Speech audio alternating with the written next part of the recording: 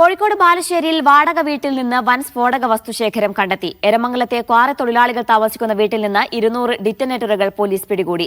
Police എത്തിയതിനു പിന്നാലെ വീട്ടിലുണ്ടായിരുന്നവർ ഓടി രക്ഷപ്പെട്ടു. നന്ദഗോപാൽ ചേരുന്നുണ്ട് വിശദാംശങ്ങൾ നൽകാനായി. നന്ദഗോപാൽ, എന്താണ് സംഭവവുമായി ബന്ധപ്പെട്ട് പോലീസ് പറയുന്നത്? ഈ പ്രതികളെ പിടികൂടാൻ സാധിച്ചിട്ടുണ്ടോ?